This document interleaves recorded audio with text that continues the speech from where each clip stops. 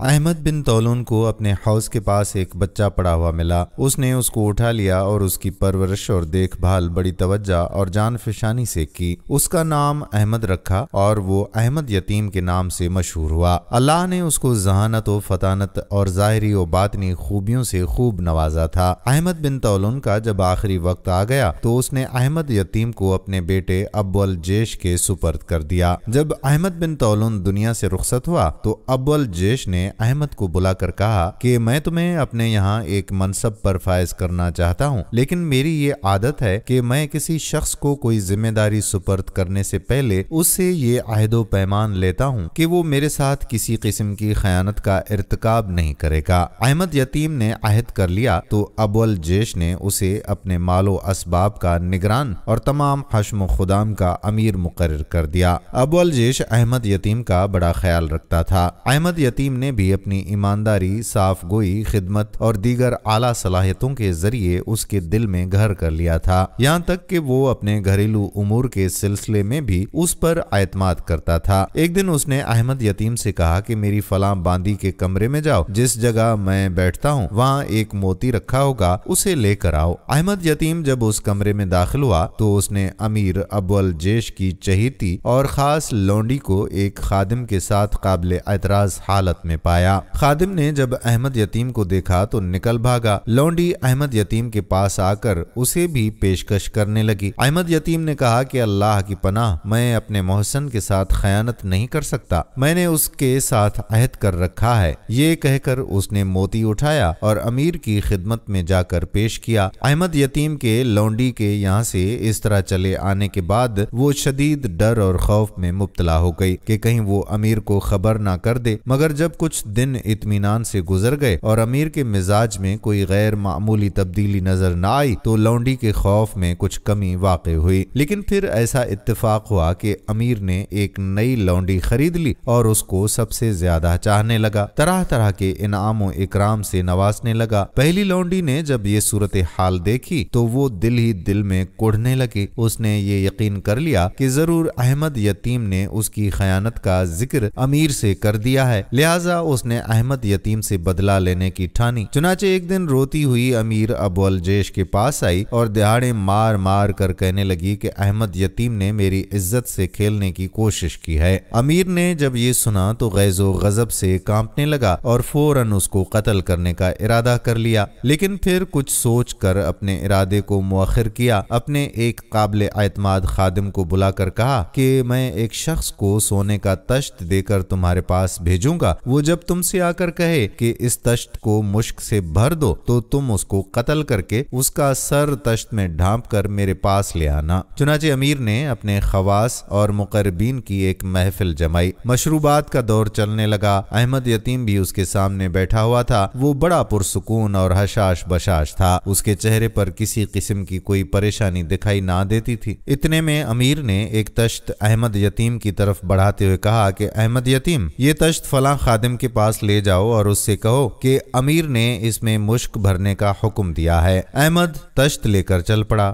راستے میں جب وہ باقی مصاحبین اور خدام کے پاس سے گزرنے لگا تو انہوں نے اس کو روک لیا اور مجلس کے بارے میں پوچھنے لگے۔ احمد یتیم نے جان چھڑانے کی کوشش کی اور کہا کہ مجھے امیر نے کسی کام سے بھیجا ہے، لیکن انہوں نے ایک بھی نہ سنی اور کہا کہ کسی دوسرے کو بھیج دو، جب وہ لے آئے تو پھر تم امیر کی خدمت میں لے جانا۔ چنانچہ اس نے ادھر ادھر دیکھا تو اس کی نظر اس خادم پر پڑی جس کو اس نے باندی کے ساتھ دیکھا تھا۔ احمد یتیم نے اسے تشت تھماتے ہوئے کہا کہ فلاں خادم کے پاس جا کر اس سے کہو کہ امیر نے حکم دیا ہے کہ اس کو مشک سے بھر دو۔ خادم نے جا کر اسی طرح کہا۔ امیر کے حکم کے مطابق خادم نے اس کا سر کاٹا اور تشت میں ڈھانپ کر چل پڑا۔ راستے میں احمد یتیم نے اس سے تشت لے لیا اور اس سے بے پرواہ ہو کر کہ اس میں کیا ہے امیر کی خدمت میں جا پہنچا۔ امیر نے جب اسے تشت لیے زندہ سلامت اندر آتے دیکھا تو حیرت سے کبھی احمد یتیم کو دیکھتا تو کبھی تشت کو۔ احمد یتیم نے تشت امیر کے سامنے رکھا اور کپڑا ہٹایا تو اس کی آنکھیں کھلی کی کھلی رہ گئیں۔ اب وہ بھی گمسم تھا، کبھی تشت میں رکھے انسانی سر کو دیکھتا تو کبھی امیر کو۔ جب اسے کچھ سمجھ نہ آیا تو بے اختیار پکار اٹھا کہ یہ کیا ہے۔ امیر خود اس کی طرف سوالیہ نگاہوں سے دیکھ رہا تھا۔ بالآخر اس نے امیر کے پاس سے تشت गिरफ्त लेकर जाने से वापस आने तक की सारी कारगुजारी सुना दी और उसके अलावा किसी बात से ला इल्मी का इजहार किया। अमीर ने अहमद यतीम की तरफ देखते हुए सवाल किया कि तुम इसके मुतल्लिक ऐसी कोई बात जानते हो जिसकी वजह से ये इस अंजाम तक पहुंचा है? अहमद यतीम ने कहा कि ऐ अमीर, इसने